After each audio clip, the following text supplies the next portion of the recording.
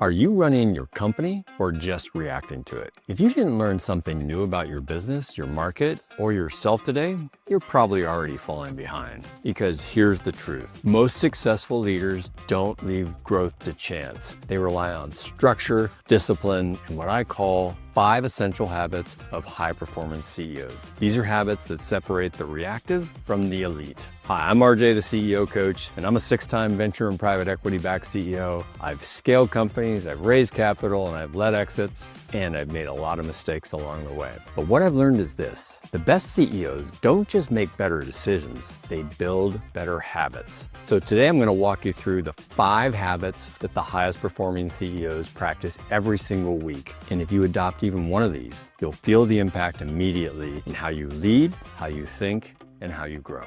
And before we dive in, don't forget to like this video, subscribe to the channel, and drop a comment if any of these resonate with you, or if there's another habit that's made a big impact on your leadership. I'd love to hear about it. All right, let's get into this. Habit number 1, weekly strategic reflection. Great CEOs don't just run from meeting to meeting, reacting to fires. They carve out time every week to step back and reflect. They ask questions like, what actually moved the business forward this week? Where did I spend my time versus where should I have spent my time? Is my calendar aligned with our top priorities? And what did I learn about my market, my team, or myself this week? This habit isn't just about journaling for its own sake. It's about recalibrating your focus every single week. High performance CEOs block time, usually 60 to 90 minutes on Friday afternoons or Sunday evenings, to review their goals, assess priorities, and think long-term. It's their anchor in the storm. Without this, you drift. With it, you stay mission aligned. Habit number 2, scan for innovation. Disruption doesn't knock politely. It usually kicks the door in. And that's why top CEOs build a habit of actively scanning for innovation. They read investor memos. They follow what VCs are funding. They analyze where startup founders are placing their bets. They don't just look inside their own industry. They look across all sectors for signals of change. AI, automation, decentralization, climate tech, consumer behavior shifts. Every one of these forces is reshaping markets right now, and the CEOs who see it first will win. Make it a habit to consume at least one source of edge intelligence weekly: a Substack, a podcast, a trend report. Ask your team what they're seeing too. Follow founders and thinkers who are 5 steps ahead. This isn't optional. In today's world, if you're not learning, you're not leading. Which leads us to habit number 3, cross-pollinate ideas. Most industries are echo chambers. The best ideas often come from outside your bubble. High-performance CEOs deliberately expose themselves to new ideas. They attend conferences in other sectors. They study business models from unrelated industries. They read biographies of leaders in fields they've never even worked in. And why do they do this? Because innovation comes from pattern recognition. And when you cross-pollinate ideas, you start to see opportunities that other people miss.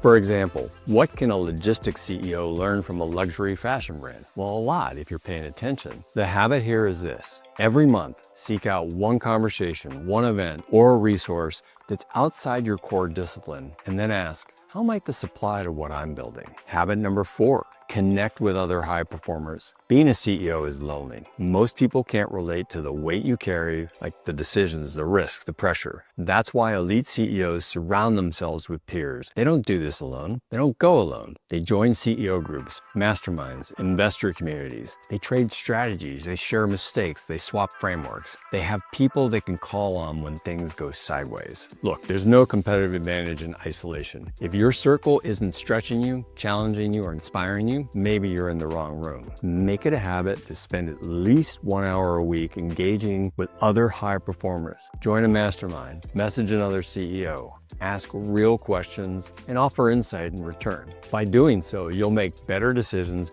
and you'll realize you're not as alone as you think. And finally, habit number 5, work with a coach or mentor. Every elite athlete has a coach. Every world-class performer has a mentor. CEOs are no different. The highest performing CEOs I know seek out people who challenge their thinking, not just cheerlead. They want accountability, they want pressure, they want someone who can call their bluff. A great coach or mentor helps you sharpen that vision, clarify your blind spots, and execute faster. If you've never worked with a coach, start by finding somebody who you respect, who's done what you want to do. Ask them one question. What would you do if you were in my shoes? On the flip side, if you already have a coach, make sure you're using that time to get uncomfortable. The goal isn't praise, it's growth. CEOs who grow fast have someone in their corner pushing them to think bigger. So let's recap the essential habits of high-performing CEOs. Number 1, do a strategic weekly reflection. Number 2, scan for innovation. Number 3, cross-pollinate your ideas. Number 4, connect with other high performers. And number 5, work with a coach or mentor. These aren't tactics,